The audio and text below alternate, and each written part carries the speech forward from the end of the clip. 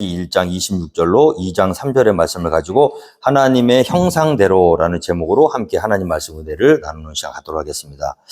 우리 창세기 1장 26절에 보시면 이제 여섯째 날 하나님의 창조하실 때요, 땅의 짐승 그 종류대로 또 땅의 모든 가축과 기는 것, 땅의 짐승을 종류대로 창조하시고 그 같은 날 하나님이 마지막으로 창조하신 것이 바로 우리 사람, 인간입니다. 그래서 오늘 26절 말씀 한번 같이 보시면요, 하나님이 이르시되 우리의 형상을 따라 우리의 모양대로 우리가 사람을 만들고 그들로 바다의 물고기와 하늘의 새와 가축과 온 땅과 땅에 기는 모든 것을 다스리게 하자 하시고 라는 말씀이 있습니다. 그래서 하나님께서 마지막 날 모든 우주 만물을 창조하시고 마지막에 그것을 관리하도록 다스리도록 창조한 존재가 바로 저와 여러분이라는 것입니다.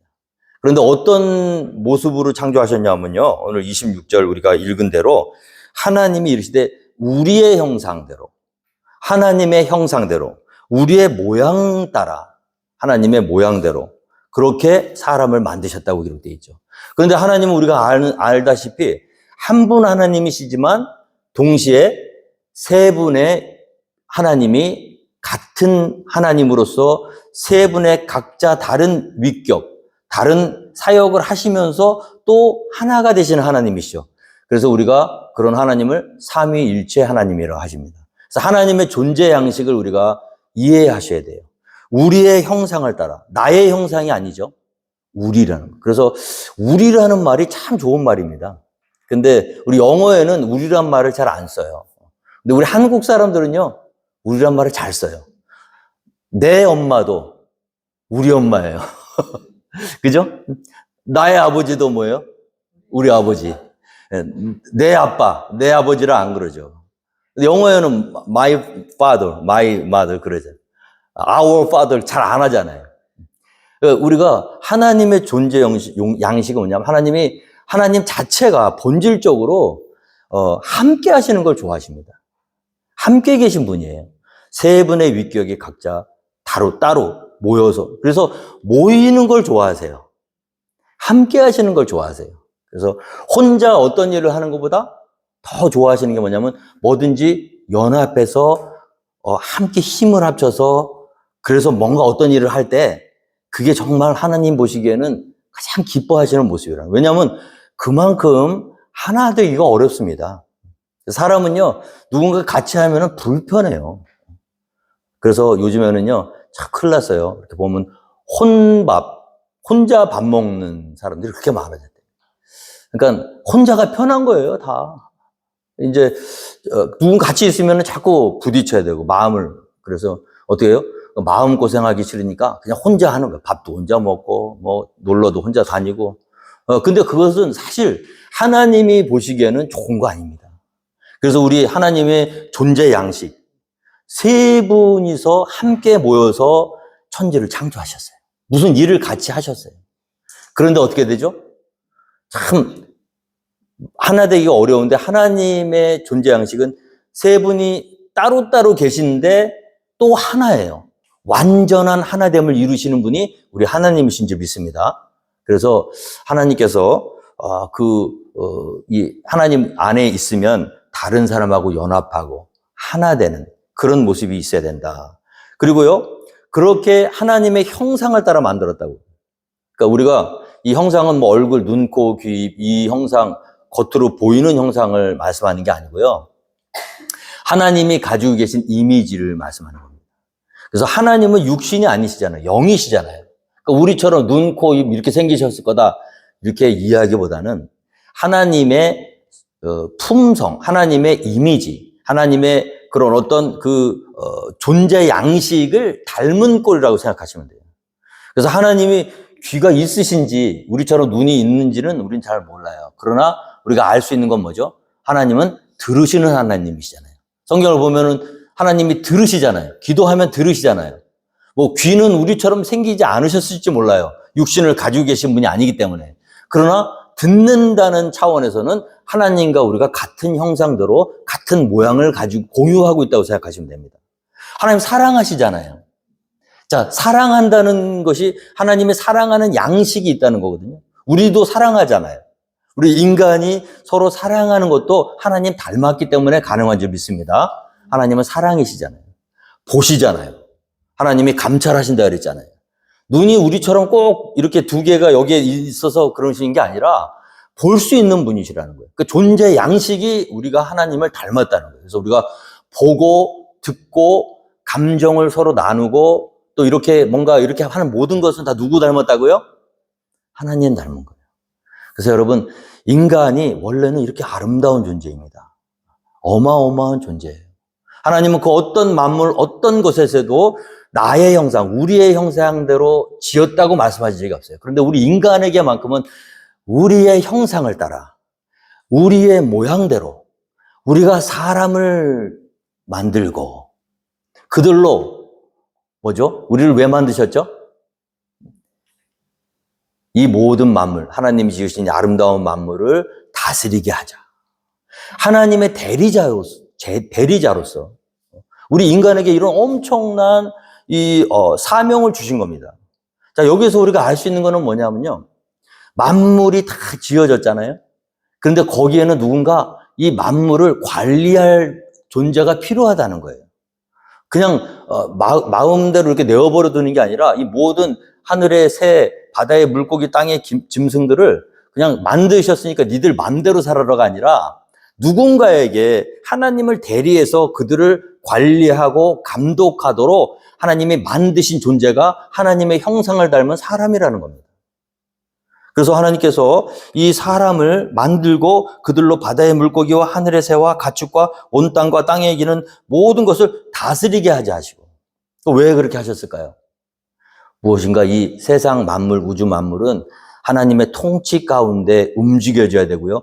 하나님이 만들어 놓으신 질서 가운데 움직여져야 되는데 하나님을 대신해서 그 일을 관리하고 또 그 질서를 질서 있게 조화롭게 움직여갈 사람이 필요했기 때문인 줄 우리가 깨달아 알 수 있는 거죠. 우리에게 있는 사명은 뭐죠? 하나님을 대신해서 하나님이 만드신 모든 만물을 다스리고 또 그 모든 것을 관리하는 그런 사명이 있다는 겁니다. 이게 하나님이 창조하신 원래의 사람의 목적이고요. 하나님이 우리에게 주신 원래의 사명이에요. 자, 27절에 보시면요. 하나님이 자기 형상 곧 하나님의 형상대로 사람을 창조하셨죠? 그런데 한 사람을 창조하신 게 아니잖아요. 사람 한 명을 창조하신 게 아니고 누구를 창조하셨죠? 남자와 여자 두 사람을 창조하셨어요. 왜 그러셨을까요? 두 사람을 창조하지 않았으면 부부싸움도 안 했을 텐데. 그죠? 혼자 그냥 살면은 다 그냥 혼자 이렇게 하면 되는데. 근데 아담을 하나 창조해 놓고 보니까 독처하는 것이 하나님 눈에 좋지 않아. 왜 그러시죠? 왜 혼자 있는 게 하나님 좋지 않아 보이십니까? 오늘도 혼자 있는 사람들 있잖아요. 하나님이 보시기에 안타깝습니다. 저 사람 너 왜 그러고 있니? 마음을 나누고 함께하고 서로 사랑하고 그래서 연합하고 공동체 속에 들어오고 가족과 같이 움직이고 그걸 좋아하시지 혼자 그냥 떠돌아다니고 혼자 그냥 외롭게 있는 건 하나님의 뜻이 아니라는 거예요. 그래서 아담을 깊이 잠들게 하시고 그 아담의 몸에서 갈비뼈를 취하셔서 또 그 하와를 만드신 겁니다. 근데 보세요. 남자와 여자를 두 명을 창조하신 데 뜻이 있어요. 하나님 자신이 삼위 하나님이시잖아요. 세 분 하나님이시잖아요. 한 분 하나님이시지만 세 분 하나님이 동시에 또 같은 위격으로 각자 다른 위격으로 한 분 하나님이 되셨잖아요. 그러니까 세 사람이 모이면 하나 되기 어렵거든요. 그런데 우리가 생각하는 그런 하나가 아니라 완전한 일치를 이루시는 분이 하나님이에요. 우리 생각하고는 달라요. 우리가 서로 양보하고 서로 뭐 조금 이렇게 해서 그렇게 해서 맞춰가는 게 아니라 하나님은 완전하신 하나님이시거든요. 세 분의 하나님이 각각 위격이 다른데 어떻게 하나가 될 수 있냐? 우리 생각으로는 불가능합니다. 그래서 삼위일체 교리는요, 절대로 이해할 수가 없어요. 이건 하나님의 존재 양식이에요. 근데 남자와 여자를 만드신 이유는 뭐냐면 그거를 하나님의 존재 양식, 각각 다른 곳에 있으면서 다른 일을 하면서도 완전한 일치를 이루는 것을 남자와 여자의 관계를 통해서 맛보라고. 할렐루야. 그래서 한 몸이 되는 거예요. 남자와 여자 각자 따로 있었잖아요. 창조하신 원래의 목적은 뭐냐면 왜 두 명을 창조하셨냐? 둘이지만 뭐예요? 하나님의 존재 양식에 따라서 완전한 합일, 완전한 일체를 이루도록 하나님이 만드신 거예요. 이것이 타락 이전의 인간의 모습입니다.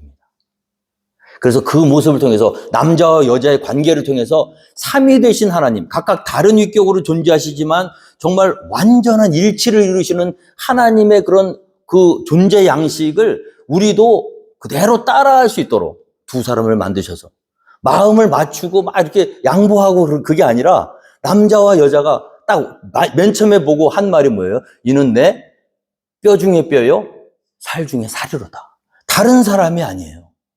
따로 떨어져 있는데 하나예요. 그게 우리의 인간입니다. 원래의 모습이에요.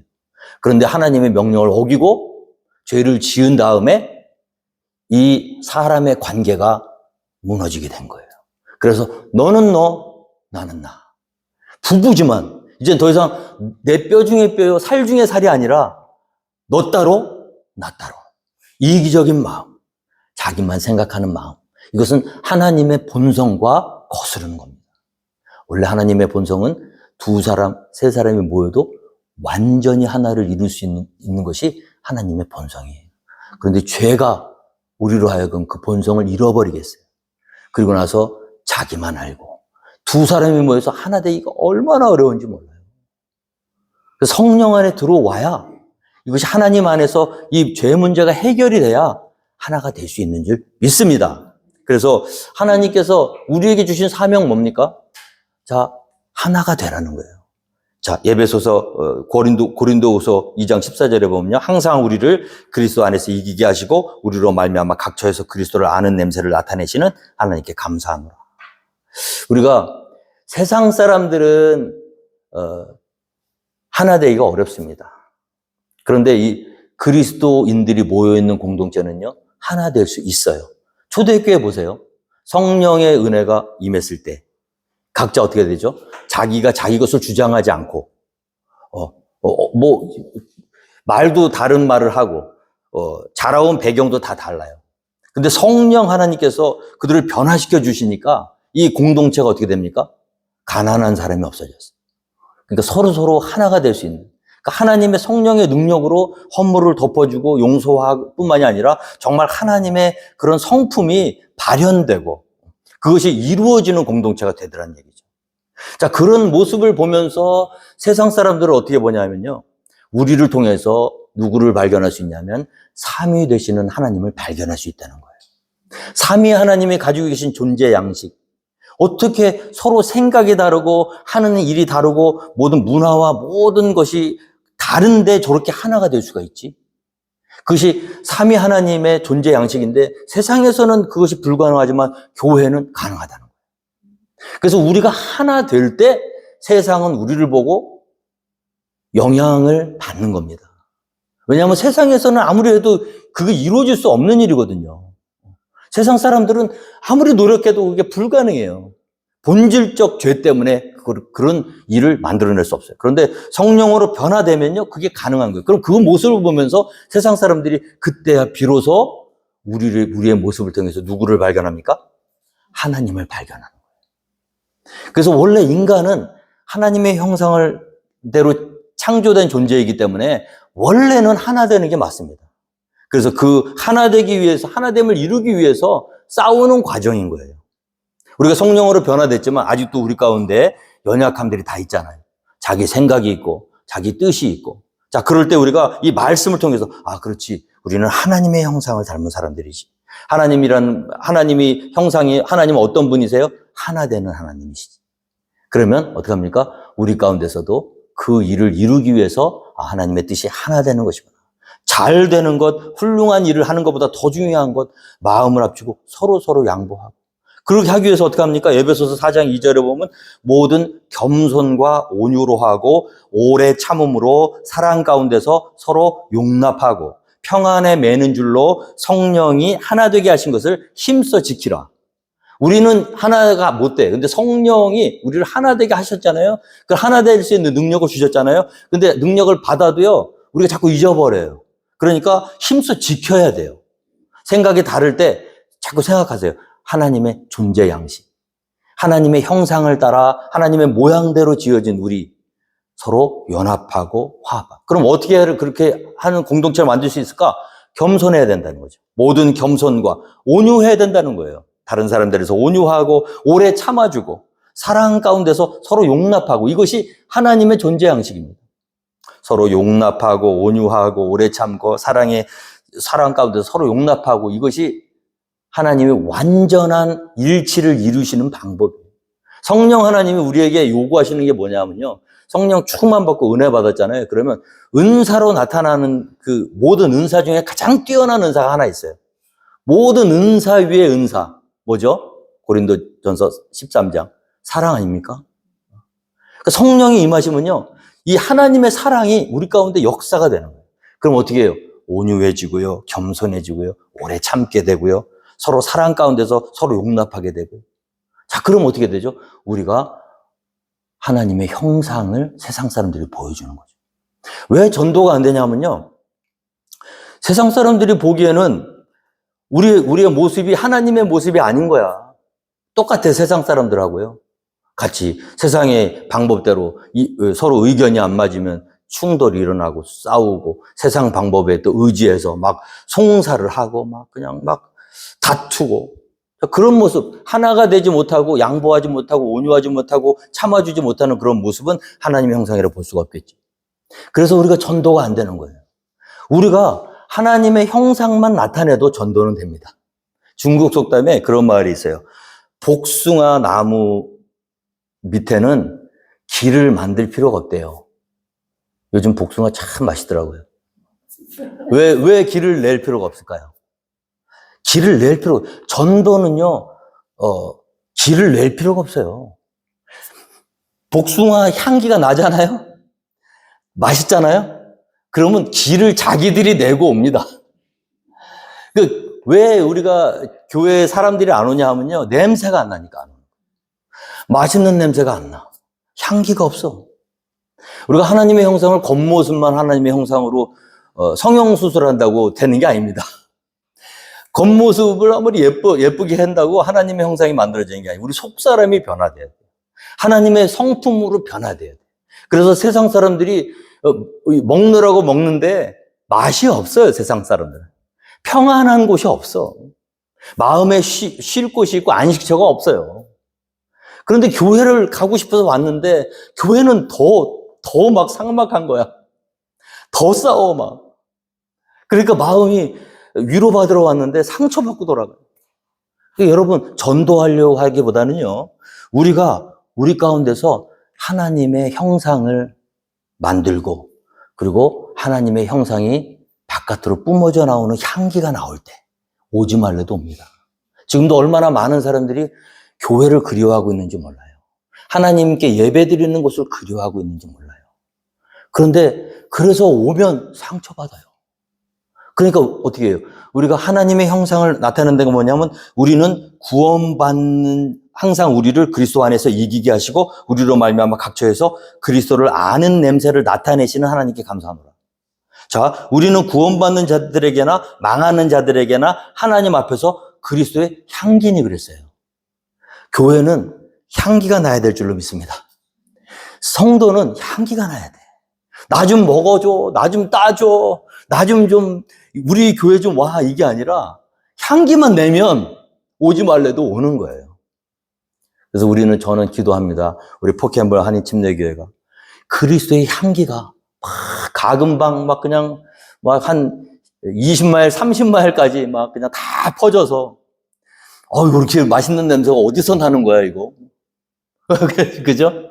그리스도의 향기라 그랬잖아요. 복숭아 그 나무가 향기가 안 나니까 안 오는 거지. 향기만 내보세요. 누가 공짜로 맛있는 거 주는데 안 옵니까? 그래서 저는 하나님의 형상을 닮은 사람. 그래서 제가 신앙생활을 하다 보니까 이 사람이 정말 중요해요. 사람을 사랑하지 않으면 우리 신앙생활은 다 헛겁니다. 근데 사람이 예수님 안에서 은혜 받고 가장 먼저 변화되는 게 자의식이에요.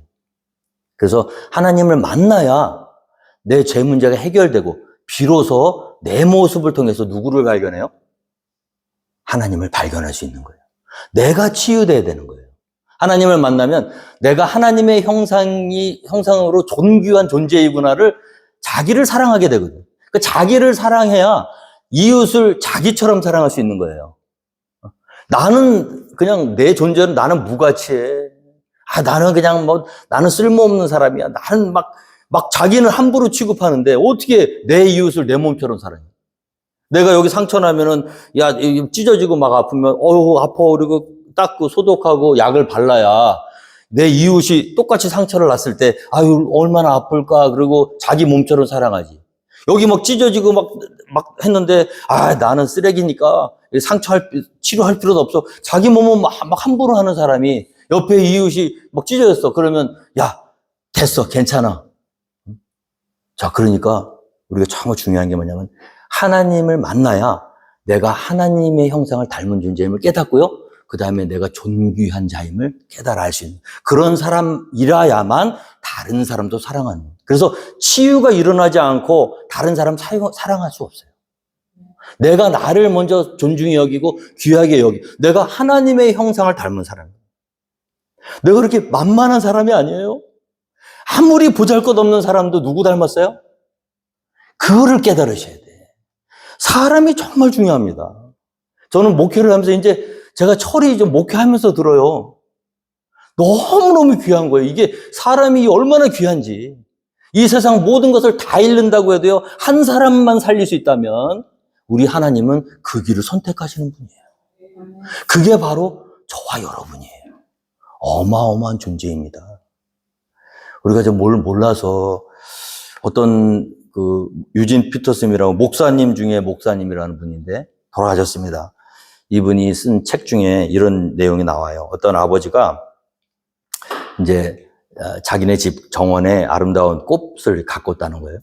그때 동네 아이들이 와가지고 그 꽃을 막 다 꺾어가지고 막 꽂고 막 놀고 화가 났어, 아버지가. 나와가지고 막 야단을 쳤습니다. 야, 이 꽃이 이 아름다운 걸 꺾어가지고 말이야. 막 야단치고 막 그냥, 이 나쁜 놈들아, 막. 그런데 옆에 있는 아들이 그 아버지 보고 그랬더라. 아빠, 왜? 그러니까, 꽃은 꺾으면 안 되고, 우리 저 어린아이들의 동심은 그렇게 막 꺾어도 되는 거야? 그러니까 아버지가 정신이 번쩍 들더래. 여러분, 사람은 꽃보다 아름답다. 근데 우리가 이런 똑같은 실수를 얼마나 많이 하는지 몰라요. 어떤 일을 할 때, 교회에서 어떤 행사나 어떤 뭔가 일을 할 때, 내 몸을 불사르게 내어줄지라도 사랑이 없이 일 중심이 되어서 그 일을 할 때 어떤 사람이 상처받고 어떤 사람이 소외되고 어떤 사람이 망가지더라도 이 일을 이루기 위해서 사람을 무시하고 한다. 그것은 하나님이 받으시지 않습니다. 얼마나 중요한 존재인지 몰라요. 얼마나 귀한 존재인지 몰라요. 하나님의 형상대로 우리가 아무리 보잘것없는 사람 한 명이라도 그 사람을 죽이거나 그 사람을 무시하거나 그 사람을 내박쳐두면 하나님을 대적하는 것과 똑같습니다. 우리 예수님이 뭐라 하셨죠? 우리 어린아이들이 막 오니까 제자들이 못 오게 했잖아요. 그러니까 한 어린아이 불러다가 품에 안으시면서 뭐라고 하셨습니까?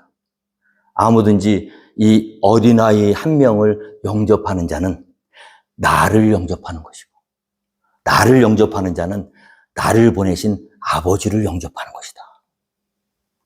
왜 그래요?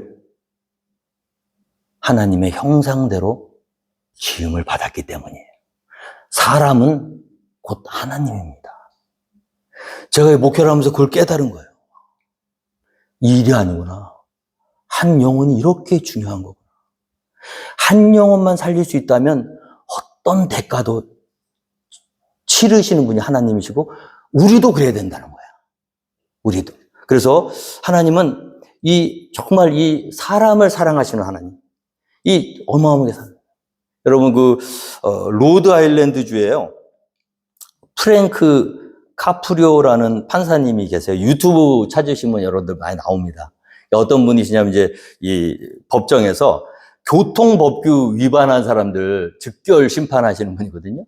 지금 87세인데 지금 이제 이분이 왜 유명하시냐면 이렇게 즉결 심판을 받으러 오잖아요.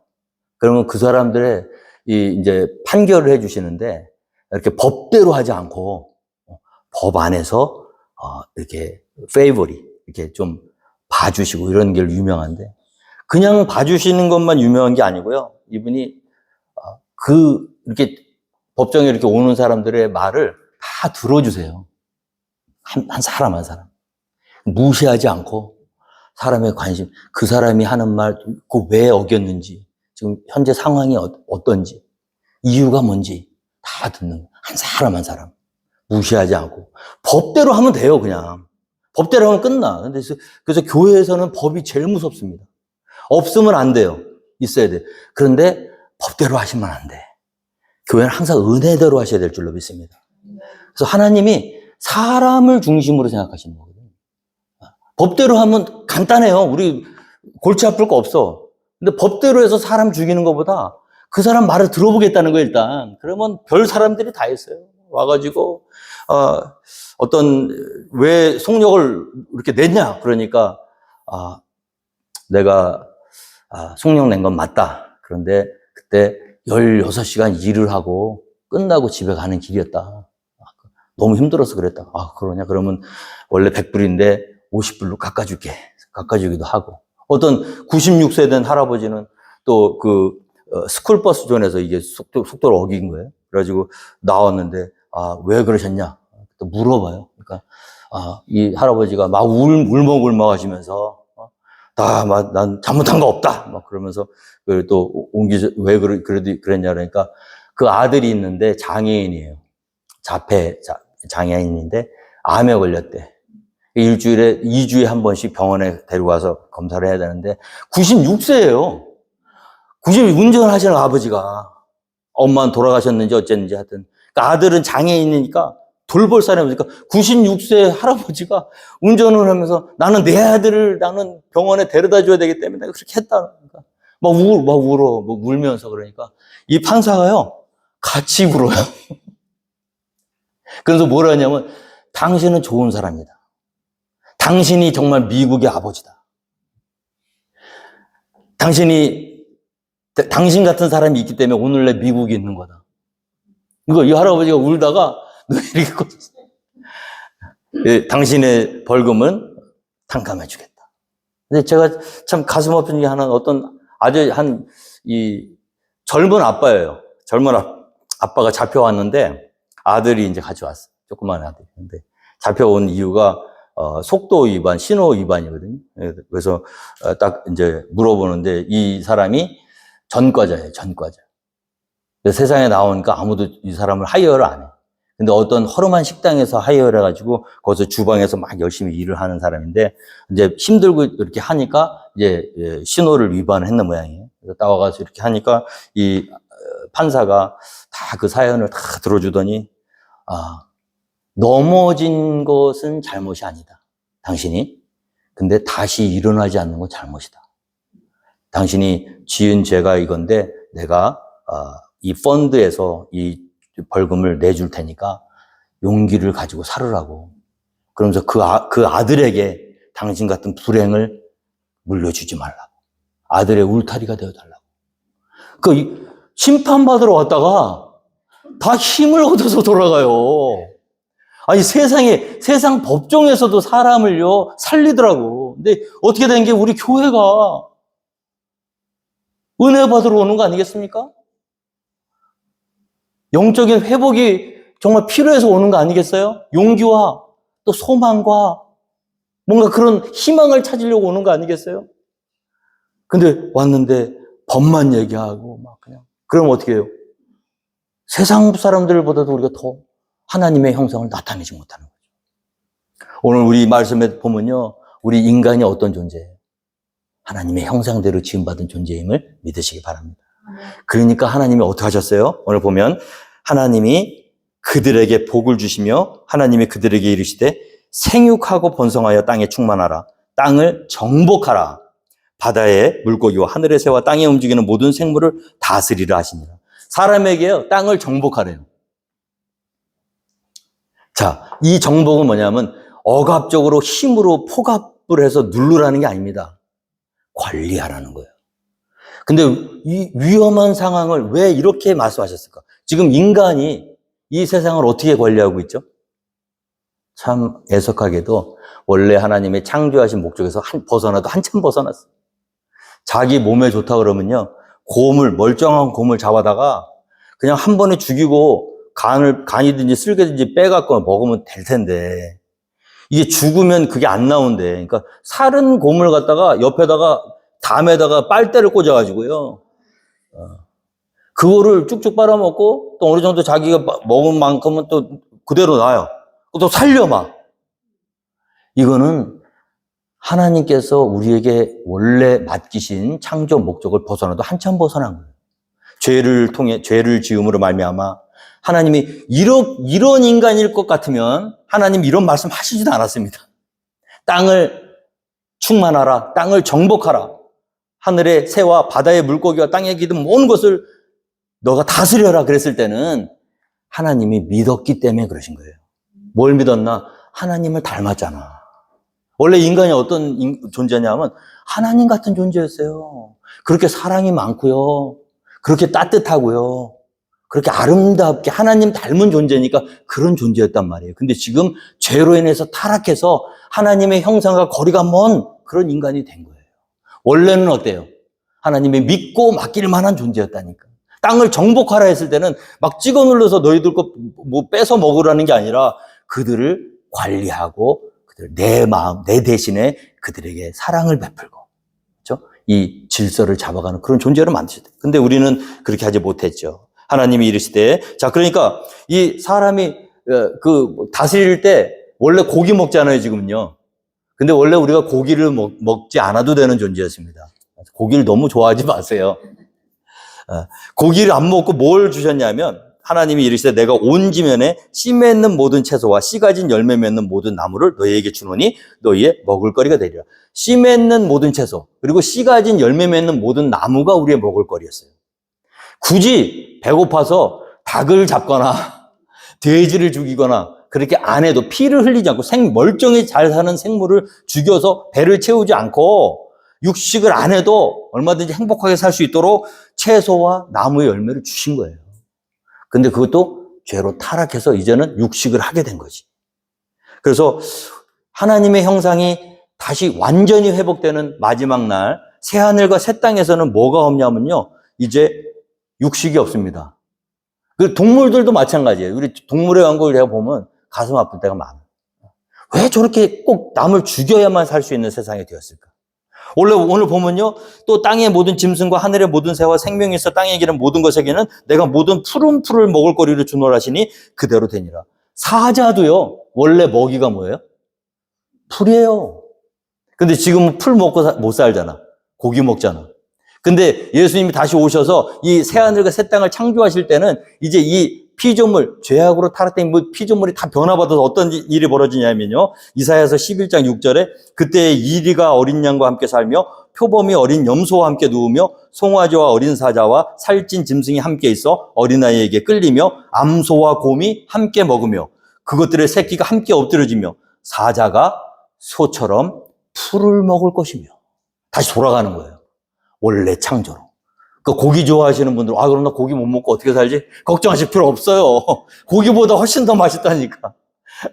그래서 육식이 좋아서 나는 천국 안 갈래요. 그러면 어리석은 사람이죠. 이리와 어린 양이 함께 먹을 것이며 사자가 소처럼 짚을 먹을 것입니다. 원래 하나님 원래 이 세상을 창조하실 때 누가 누구를 잡아먹어야 살 수 있는 세상이 아니었다는 거예요. 우리 인간을 비롯해서 다 화평과 평안 가운데서 각자에게 주어진 대로 그 음식을 먹고 살 수 있도록 하나님이 지으셨는데, 우리 인간이 욕심을 부려서 하나님의 그 만드신 창조 질서를 벗어남으로 말미암아 이렇게 약육강식의 세대가 되는 거예요. 자, 마지막으로 하나님이 그 지으신 모든 것을 보시기에 심히 좋았더라 고백하시죠. 그 다음에 천지와 만물이 다 이루어지니라. 하나님이 그가 하시던 일을 일곱째 날 마치시니 그가 하시던 모든 일을 그치고 일곱째 날에 안식하시니라. 이것이 보세요, 하나님께서 6일 동안 천지를 창조하시고 7일째 되는 날 모든 일을 마치시고 뭘 하셨다고 그렇게 기록되어 있죠? 안식. 그래서 7월 9일께도 보면요. 안식일을 기억하여 거룩하게 지키라. 엿새 동안은 힘써 내 모든 일을 행할 것이나 일곱째 날은 내 하나님 여호와의 안식일인즉 아무 일도 하지 말라 그랬어요. 우리는 하나님의 자녀들인 우리 인간은 안식일을 기억하셔야 됩니다. 지키실 필요는 없어요. 왜냐하면 이제 안식일을 지키는 시대가 아니라 안식 후 첫날 부활하신 주님을 우리가 묵상하고 지키는 거죠. 근데 그 원리는 똑같아요. 어떤 원리죠? 안식일에는 스탑하셔야 돼요. 일 중독, 워크홀릭, 하나님 뜻 아닙니다. 우리 일을 하다 보면요, 어떤 분은요, 일에 매몰되는 분이 있어. 일이 너무 재밌는 거야, 막. 깊이 들어가. 왜 그럴까요? 인간이 하나님께로부터 받은 것, 창조 욕구, 본능, 뭔가 성취감, 일을 통해서 얻은 어떤 물질이라든지 아니면 일을 통해서 얻는 어떤 만족감, 이런 것들이 있을 수가 있다는 거죠. 근데 거기에 과도하게 몰입되면 안 된다는 거예요. 항상 스탑이 중요합니다. 쉼표가 정말 중요한 거예요. 인생에 있어서는요, 쉼표를 어느 때 언제 찍느냐에 따라서 우리 인생이 달라져요. 그래서 우리가 막 앞만 보고 달려가는 사람들 특징이 뭐냐면 쉼표를 찍을 줄 몰라. 참 놀라운 일을 제가 이번에 말씀을 이렇게 준비하다 봤는데, 우리가 지금 우리나라 말에 띄어쓰기 하잖아요. 그리고 마침표 있고 그렇잖아요. 이거 생긴 지 얼마 안 됐습니다. 띄어쓰기와 마침표가 없었어요, 우리나라 말은. 그냥 쫙 그냥 계속 이어진 거예요. 중간에 공간이 없어. 이게 어떤 선교사님이 만드신 거라 그러더라고요. 그리고 한 100 몇십 년밖에 안 됐대요. 우리 인생이요, 이렇게 쉼 없이 달려가면요, 그 일에 매몰쳐서 원래 하나님께서 우리에게 주신 아름다운 이 축복된 삶을 제대로 누리지를 못합니다. 그래서 하나님이 시키는 대로만 하면 돼요. 쉴 때는 쉬셔야 됩니다. 모든 걸 내려놓으셔야 돼요. 그리고 묵상하셔야 돼요. 그날 무엇을 묵상하죠? 이같이 이스라엘 자손이 안식일을 지켜서 그것으로 대대로 영원한 언약을 삼을 것이니 이는 나와 이스라엘 자손 사이에 영원한 표징이며, 하나님의 자녀들은요, 안식일을, 이 주일, 일주일에 하루를 뚝 떼어서 하나님의 하신 일을 묵상해야 될 줄로 믿습니다. 나에게 주신 모든 것, 내가 현재 누리고 있는 것, 모든 것, 그거 다 누가 하신 거죠? 하나님이 하신 거예요. 내가 한 줄로 착각하고 달려오던 인생을 잠깐 멈추고 쉬고 돌아보면서 하나님의 뜻과 하나님의 베풀어 주신 은혜, 하나님이 내게 허락해 주신 그 모든 것들을 감사하면서 그날 기억하면서 하나님을 찬양하고, 아, 그렇구나. 하나님 잊어버리지 말라는 거야. 계속 일만 하면요, 하나님은 관심도 없어. 저기 일에 몰두해서. 그거 우상입니다. 우상 숭배하는 거예요. 모든 걸 내려놓고 하나님이 계시다는 걸 기억하라는 거예요. 그래서 안식일의 의미가 그렇습니다. 우리가 주일날 왜 이 주일을 거룩하게 지켜야 되냐면, 일주일의 삶 가운데 나를 지켜주셨다. 내가 지난 일주일을 살 수 있었던 것은 하나님 때문이다. 주님 전에 모여서 믿는 자들이 함께 일주일의 삶에 지켜주신 아버지 하나님을 기억하고 그 은혜에 감사하며 찬양하며 잠시 인생의 모든 것을 내려놓고 하나님이 계심을 다시 떠올리고 그 하나님께 감사와 영광을 올려드리는 것, 그것이 하나님이 우리에게 허락하신 믿음의 사이클이라는 거예요. 이걸 잃어버리잖아요? 그러면 궤도 이탈입니다. 그럼 어떻게 되죠? 하나님 새까맣게 잃고 일에 매몰되고. 여기 하나 중요한 사실이 있습니다. 안식일을 안식일답게 보내시려면요, 일주일의 삶이 중요합니다. 엿새 동안은 어떻게 해요? 힘써 일하셔야 돼요. 너무 쉬는 것도 하나님 뜻이 아니에요. 지금 이 세상이 좀 잘못되고 하나님의 이 창조 질서에 자꾸 벗어나고 있어. 일주일에 하루만 쉬라 그랬는데 주 5일째 근무가 되더니 지금은 주 4일째 근무하고 있더라고요, 한국. 이제 가다가 보면 점점 어떻게 주 3일. 그게 아닙니다. 하나님의 창조 질서대로 하시면 돼요. 일을 안 하면요, 엉뚱한 생각해. 엉뚱한 일을 해요. 엿새 동안은 은퇴를 하셨어도 자기 일을 찾으셔야 돼요. 발란티어를 하시든지 뭔가 이 삶의 궤도를 딱 만들어 놓으셔야 돼요. 내가 어디 가서 직장 생활을 안 하더라도 내가 일주일 어디서 의미 있는 일을 하겠다. 하나님께 뭔가 일을 하겠다. 그래서 일주일을 엿새 동안은 힘써 내 모든 일을 행할 것이라 해요. 놀면 일주일 내내 아무 일도 안 하면 안식일이 되지 못해요. 하나님이 엿새 동안 창조하셨고, 일곱째 날, 피곤하셔서 쉬신 게 아니에요. 우리를 위해서 너희가 기억해라. 세상이 누구로부터 창조되었는지. 그날 하루를 뚝 떼서 묵상하라는 거죠. 세상을 창조하신. 그거를 잘 하는 사람이 지혜로운 사람. 그걸 지키는 사람이 하나님과 언약이 있는 사람인 줄 믿습니다. 그래서 안식일에는 내 발을 금하여 내 성일의 오락을 행하지 아니하고 자기를 위해서 살면 안 돼. 이 날을만큼은. 이를 존귀히 여기고 안식일을 존귀히 여기고 내 길로 행하지 아니하며 내 오락을 구하지 아니하며 사사로운 말을 하지 아니하며 온전히 그날 하루는 하나님만을 위해서 나의 오락, 내 사사로운 유익을 위해서 하지 말고 오늘 하루 온전히 하나님만을 묵상하며 하나님을 위해서 하나님의 길을 행하면서 여호와 안에서 즐겁게 그렇게 살아가는 거죠. 오늘 그래서 이 주일이 우리에게 의미 있는 것은 무엇입니까? 기억하는 거거든요. 지난 일주일의 삶 가운데서 하나님을 높이고 찬양하고 하나님이 다 하셨습니다. 우주 만물, 하늘의 별을 보면서도 일주일의 삶 가운데서 바빠서 못 봤지만 주일날에는 딱 떼어서 하늘의 별을 보면서 하나님 기억하는 거예요. 저 하늘의 별을 하나님이 3일째 되는 날 만드셨지. 4일째인가요? 4일째인가 보다. 3일째인가? 집에 와서 찾아보시고요. 어쨌든 뭐예요? 그날 하루만큼은 이 우주 만물을 보면서 기억하는 거예요. 묵상하는 거예요. 자기를 위해서 사는 게 아니라 하나님이 하셨다는 걸 묻고. 우리가 정말 이 욕심을 버려야 될 줄로 믿습니다. 그래서 너무 나태하거나 또 너무 과도한 욕심을 부린 거 이거 전부 다 하나님의 뜻이 아닙니다.